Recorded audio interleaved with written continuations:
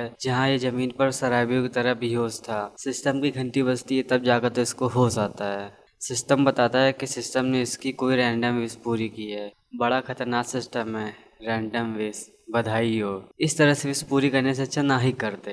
वो तो आपको बाद में पता ही चल ही जाएगा कि सिस्टम ने इसकी कौन सी विश पूरी की है। सिस्टम बताता है आपको night of blood and iron के वर्ल्ड में री इनकारनेट कर दिया गया है, जो एक नॉवेल है। अपना मेन कैरेक्टर चिढ़ते हुए कहता है वो घटिया बुक जिसे पढ़ते पढ़ते मैं ही बेहोश हो गया था।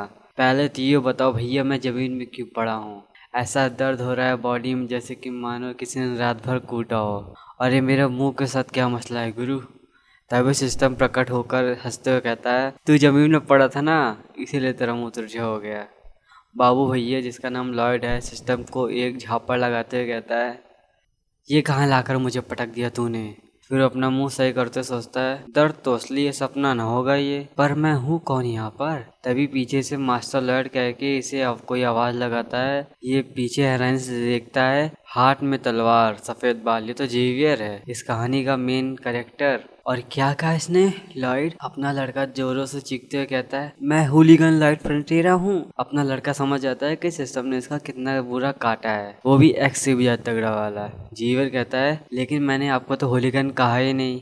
फिर वो हंसते हुए कहता है चलो तुम सेल्फ अवेयर तो हो कम से कम। यहाँ पे होलीगन का मतलब वो लोग हैं जो आवारा, नकारा और नालायक होते हैं, कोई बेसिकली जो कोई काम के नहीं होते हैं। इसके बाद हमें मैनर का सीन दिखाया जाता है जहाँ जेवियर आग जलाते हुए कहता है अच्छा तुम्हें कोई आइडिया नहीं है तुम वहाँ क्यों पड़े थे। जेवियर तिरछी नजर से लॉयड को बताता है कि तुमने कल रात को कुछ ज्यादा ही पी ली थी और वहाँ पब में खूब तमाशा किया था। फिर पब के उन्होंने धक्के मार कर तुम्हें बाहर फेंका था और ये रास्ते में ही शराबी की तरह सो गया था। देख रहे हो विनोद, इस वर्ल्ड में तो एक प्रिंस है लेकिन एक कुत्ता भी इसकी इज्जत नहीं करता। जेवियर भी उसको सिर्फ एक अमीर बाप की बिगड़ी औलाद मानता है। वो तो उसके बाप ने जेवियर को भेज दिया था अपने लड़के को लाने के लिए, नहीं तो पड़ा होता है कहीं। जेवियर जाते हुए कहता है तुम आराम करो मैं जा रहा हूँ लॉर्ड को रिपोर्ट करने। लॉर्ड कहता है जरूरी है क्या बताना। जेवियर हाँ करते हुए जाने लगता है। लॉर्ड उसको रोकते हुए कहता है जेवियर ये बताओ क्या मेरी फैमिली ने अभी तक बहुत सारे कर्जे ले लिए हैं। जेवियर हाँ कहते हुए चला जाता है। अब लॉयड बताता है सिस्टम ने इसका कितना बुरा काटा है। सिंपली कहूँ तो सिस्टम ने इसे एक ऐसा प्रिंस बताया है जिसकी फैमिली आगे चलकर एकदम कंगाल हो जाएगी और इसका बाप कर्जदारों से तंग आकर सुसाइड ही कर लेगा। ना तो इसके पास पैसा बचेगा ना इसके पास जमीन। नॉवेल के एंड में ये एक भिखारी ही बन जाता है जो एक दिन पीते पीते वहीं पर टपक जाता है। लास्ट सिस्टम को गरियाते हुए कहता है घटिया सिस्टम कहीं के, इससे अच्छा तो मेरी पिछली लाइफ थी। तभी सिस्टम सफाई देते हुए बताता है एब्सोल्यूट ने आपकी एक रैंडम विश पूरी की है। लॉर्ड चिल्लाते हुए कहता है मैंने कब कहा था भाई कि मुझे इस तरह का प्रिंस बना दो, ना घटिया कहानी में वो भी। इसके बाद हमें दूसरा सीन दिखाया जाता है जहाँ पर लॉर्ड की मदर जिसका नाम मार्बेला फ्रंटेरा होता है कहती है तुमने कल बहुत ज्यादा तमाशा किया था पब में। वही इसके जवाब में लॉर्ड अपने मन में कहता है लेकिन मैं तो पढ़ रहा था भाई। उसकी मदर आगे बोलती है लॉर्ड मैं तुमसे भीख मांगती हूँ, प्लीज इस बार पब में जाकर अपनी गलती मान लो। लेकिन लॉर्ड बेचारा मन में कहता है सिट क्योंकि इस बॉडी में मैं हूँ तो मुझे इसका फैलाया रहता साफ करना होगा।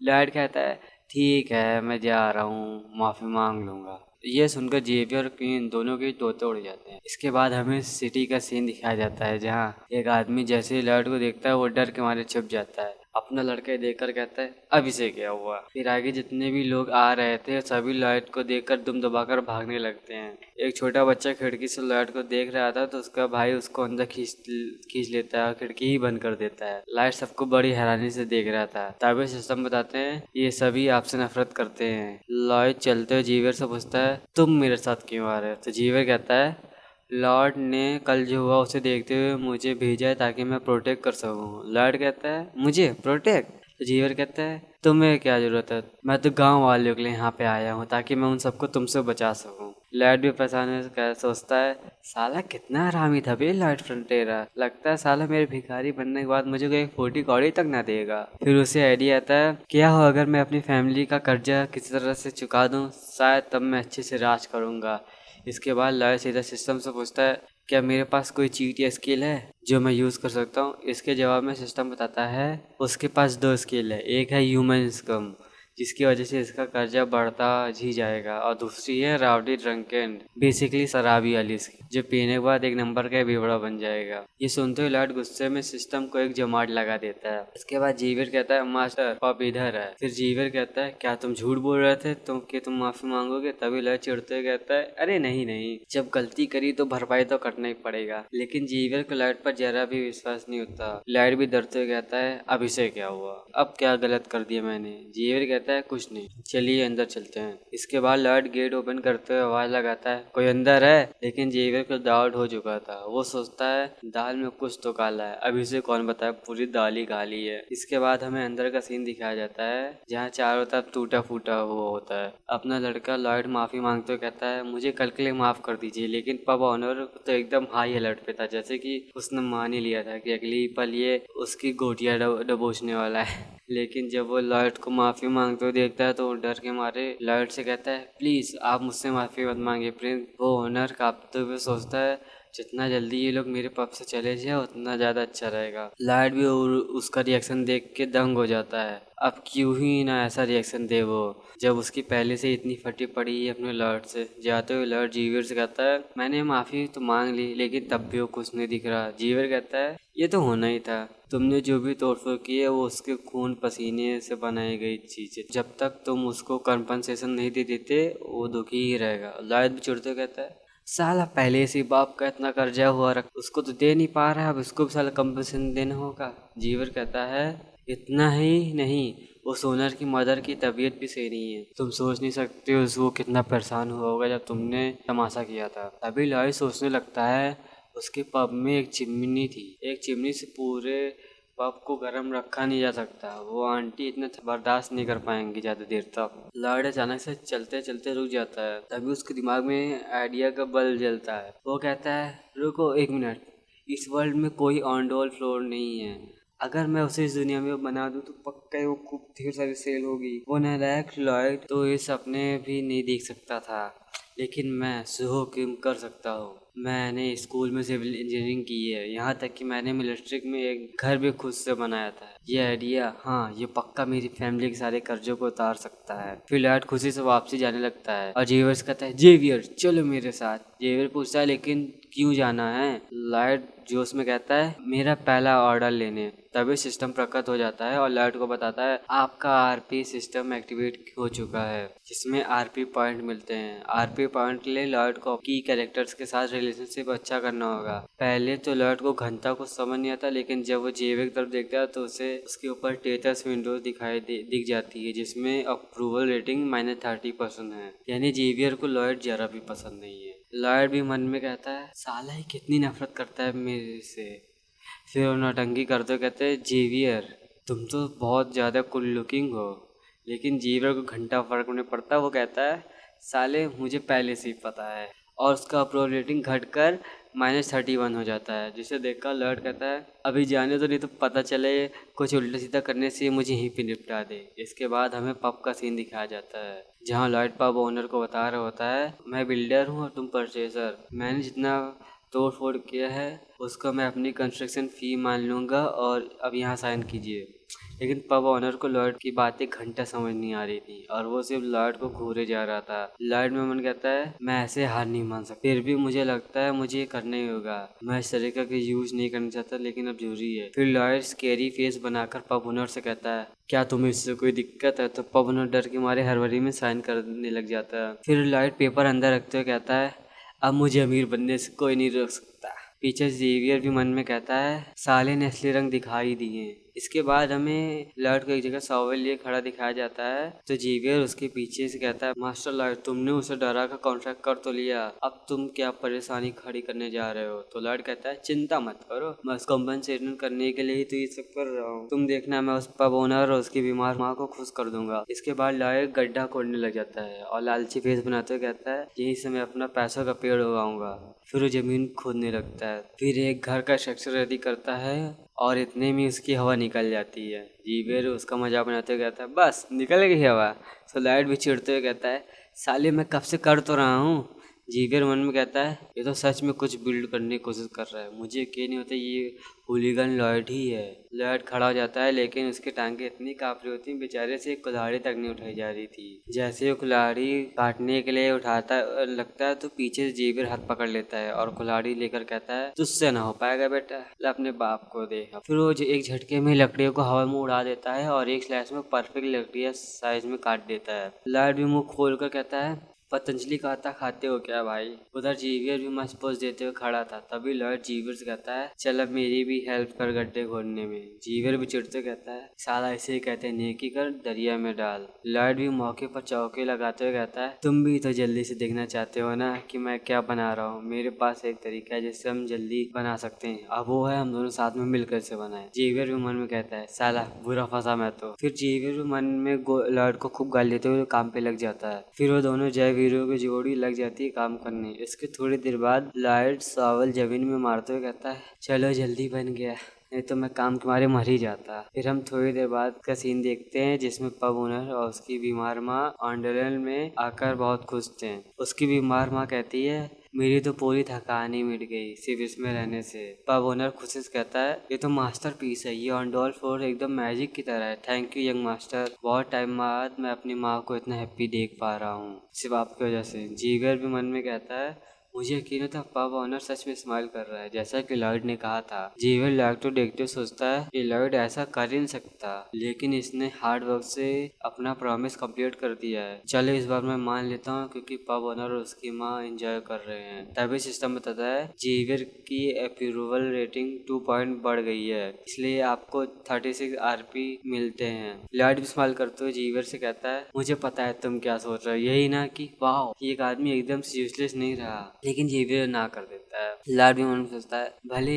इसको मैंने लॉस में बेचा है, लेकिन ये हाउस सिर्फ एक मॉडल है जो मुझे और ऑर्डर दिलवाएगा। कुछ इसके बाद हमें कुछ दिन बाद का सीन दिखाया जाता है। ऑन फ्लोर को यूज करने के लिए एक लंबी लाइन लगी हुई होती है। एक आदमी कहता है, मुझे तो लगा मैं पिघल ही जाऊंगा। तभी उसको लॉयड कहता है, क्यों मजा आया ना तुम्हें? क्या तुम एक ऐसा रूम अपने घर के लिए नहीं चाहते हो? फिर लॉयड मॉडल पेपर दिखाते हुए कहता है, ये तुम्हारा हो सकता है अगर तुम चाहो, वो भी 10% डिस्काउंट के साथ। लेकिन वो आदमी मना कर देता है। तो लॉयड फिर से होलीगन बनते हुए उससे कहता है, क्या तुम्हें मेरे ऊपर कोई शक है? तभी लॉयड को कोई आवाज़ देता है। तो लॉयड देखता है ये कोई और नहीं बल्कि उसका फादर आर्कस फ्रंटेरा था, जो लॉयड से कहता है, तुम यहाँ क्या कर रहे हो?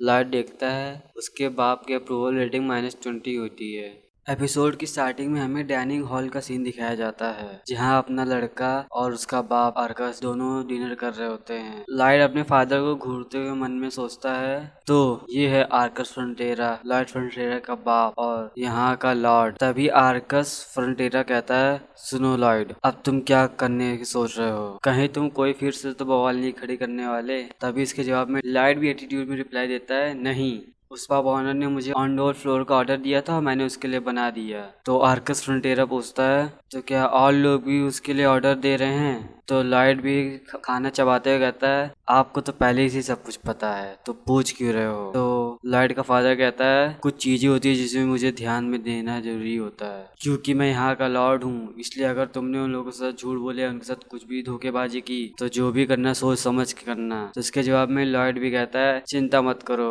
मैं उन सबको धोखे देने के लिए नहीं सोच रहा था। लॉयड खाना खाते हुए मन में कहता है, मैंने पहले ही ये नोटिस कर लिया था, भले ही मैं जितना भी कुछ कर लूँ, लेकिन सब लोगों के लिए लगेगा कि मैं कुछ गलती करने वाला हूँ। इसके बाद लॉयड उठते हुए कहता है, अगर आप कहोगे तो मैं जा रहा हूँ। लॉयड मन में कहता है, मुझे यहाँ जल्दी से निकल जाना चाहिए, इससे पहले कि कुछ और मुझसे पूछे। तो पीछे से आर्कस भी पूछता है, तो क्या तुम ये सब हमारी फैमिली सिचुएशन को देखते हुए कर रहे हो? तो लॉयड भी इसके जवाब में कहता है, आपकी भी कान है और आँख है, आपको तो पता ही होगा क्या हो रहा है आजकल। तो आर्कस फ्रंटेरा कहता है, बेटा तुम चिंता मत करो, मैं जल्दी से कोई ना कोई तरीका ढूंढ लूंगा इस सब ट्रबल से बाहर निकलने के लिए, तो तुम्हें गाड़ी मेहनत करने की कोई जरूरत नहीं है। लेकिन लॉयड आर्कस फ्रंटेरा की तरफ देखते हुए कहता है, मैंने ये सब पहले भी सुन के रखे हैं, पिछले लाइफ में मेरे फादर ने भी इसी तरह कुछ कहा था कि चिंता मत करो, मैं कुछ ना कुछ करके अपनी सिचुएशन सही कर लूंगा, तुम बस पढ़ाई पे ध्यान दो। और मुझे सच में मैंने यकीन कर लिया था कि सब कुछ ठीक हो जाएगा, लेकिन उसके बाद वैसा कुछ भी नहीं हुआ जैसे मैंने सोचा था, और मैं ये गलती दोबारा नहीं करने वाला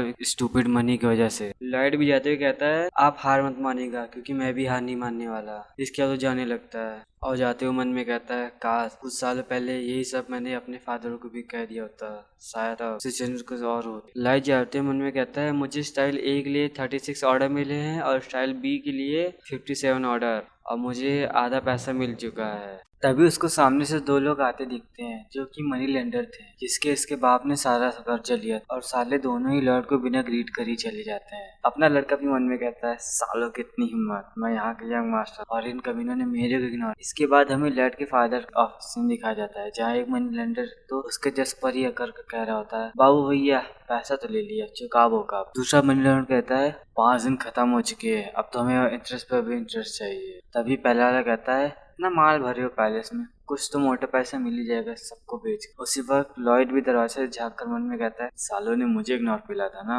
अब बताता हूँ सालों को सबकी औकात क्या। फिर लॉयड भी डेविल स्माइल देते हुए कहता है मेरे सामने झुक कर रहना होगा सबको। इसके बाद में हमें थोड़ी देर पहले का सीन दिखाया जाता है, जहाँ लॉयड सोच रहा था इस आरपी का क्या काम। तभी सिस्टम प्रकट होकर लॉयड को बताता है माफ करना भैया, भूल गया था, वो घर में थोड़ा ज्यादा ही काम था। इसके बाद सिस्टम बताता है आरपी को यूज करके लॉयड अपने लिए कोई स्किल चूज कर सकता है। इसके बाद सिस्टम प्रोसेसिंग करता है और फिर अपने लड़के को फाइनली कुछ तो सिस्टम से मिलता है, नहीं तो सिस्टम होने का फायदा ही। फिर हमें दिखाया जाता है लॉयड को कुछ स्किल्स मिल जाती हैं, जो मैं बाद में आपको स्टोरी वाइज एक्सप्लेन करूँ। बस इतना जान लो सब कंस्ट्रक्शन रिलेटेड स्किल्स, हाँ सिर्फ construction related skill, no action. System जब लॉयड को स्कैन करता है तो कहता है गुरु जितना देखते हो उससे तो ज्यादा ही ज्ञान है तुम्हारे पास। इससे लॉयड भी चिढ़ते कहता है साले मैंने ऐसे ही नहीं स्किल पाई थी। इसके बाद लॉयड सिस्टम को देखते हुए कहता है चलो देखी जरा आखिर कौन कौन सी स्किल सिस्टम हुआ दिया है मौका। फिर एक स्किल एक्टिवेट हो जाती है जिसका नाम था बेसिक सर्विंग स्किल। फिर लॉयड स्किल का यूज बाहर करते हुए कहता है तो बढ़िया स्किल है, अब तो बिना मेजरमेंट के ही मैं मैप बना सकता हूँ। फिर दूसरी स्किल जिसका नाम बेसिक डिजाइनिंग होता है, जिससे लॉयड हवा में ही कोई भी नक्शा बना सकता है। फिर थोड़ी देर बाद लॉयड बैठकर सोचता है इससे मेरा वर्क तो जल्दी जल्दी हो जाएगा,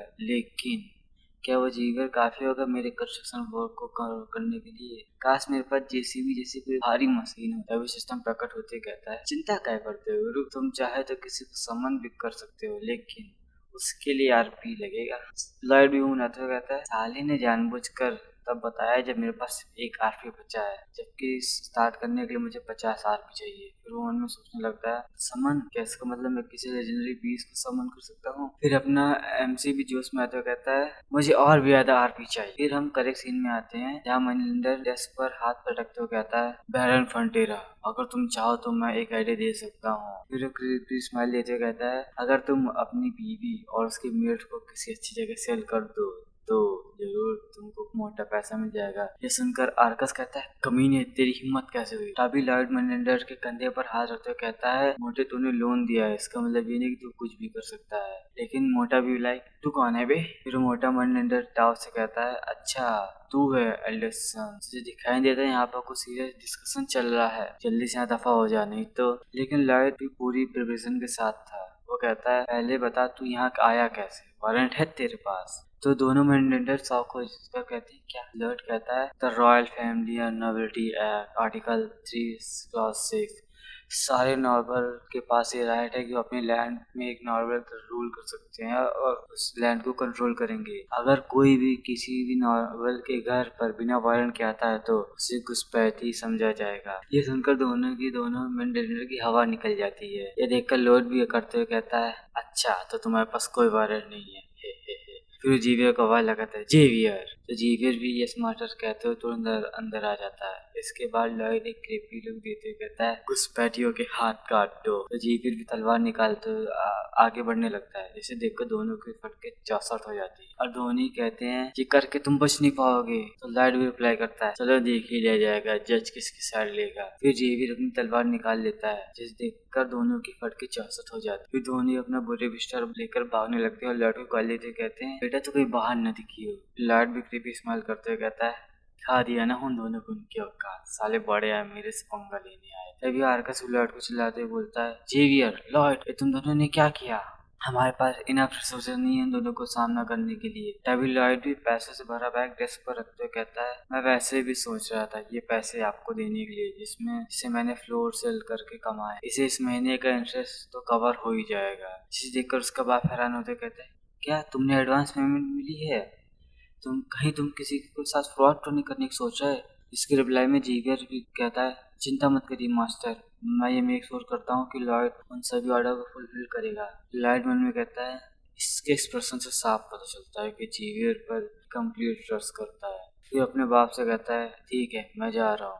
फिर जब वो दोनों जा रहे होते तो जेवियर पूछता है, तुमने कब लॉ को पढ़ लिया, क्योंकि मैंने तो कभी तुम्हें पढ़ते हुए नहीं देखा।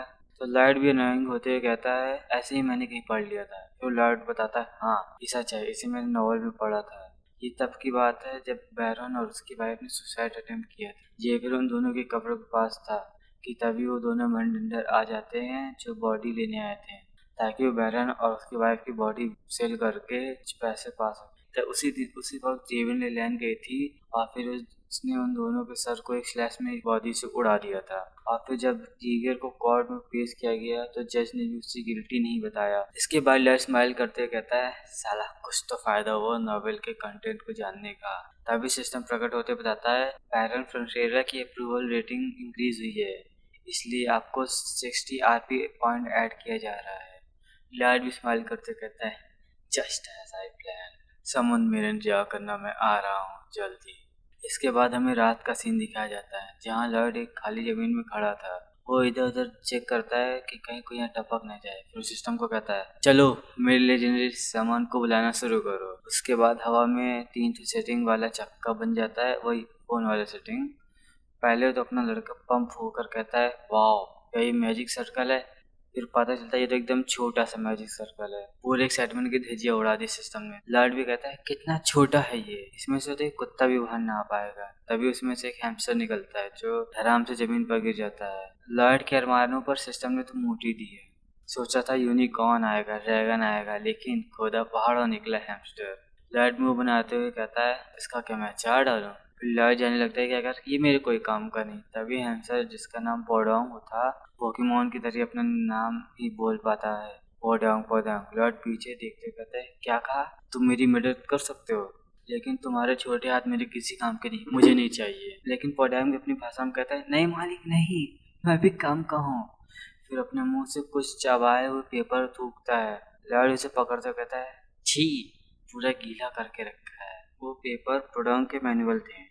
लॉयड एक पैकेट से कुछ सीड्स हाथ में निकालता है, जिसमें एक रेड वाला सनफ्लावर सीड है, जिसे खाने से पोडोंग का साइज बड़ा हो जाता है 12 घंटे के लिए। वही दूसरी तरफ ब्लू वाला सीड है जो पोडोंग का साइज नॉर्मल कर देगा, और एक सीड का पेयर 1 आरपी का है। लॉयड पोडोंग को देखते हुए कहता है, कितना ही बड़ा हो जाएगा तू, जब कुत्ते के बराबर हो जाए तो शायद मेरे काम का हो, शायद तब।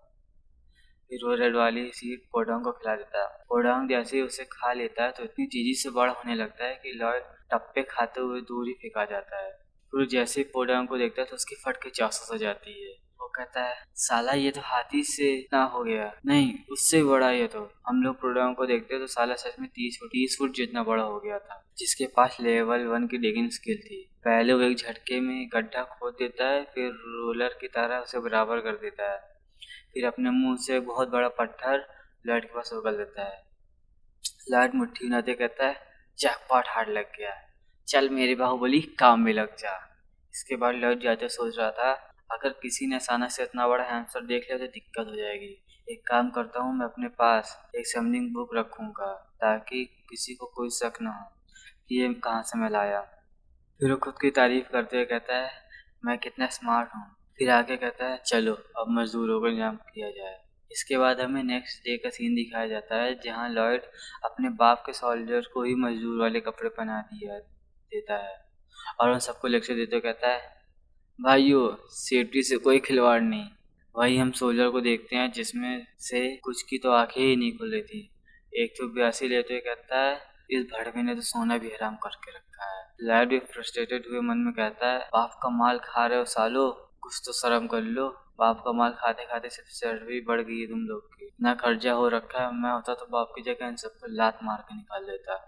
फिर लॉयड स्माइल करते हुए कहता है, लेकिन बाप की वजह से तो मुझे फ्री के मजदूर मिल गए, अब सबकी नानी याद आने वाली है।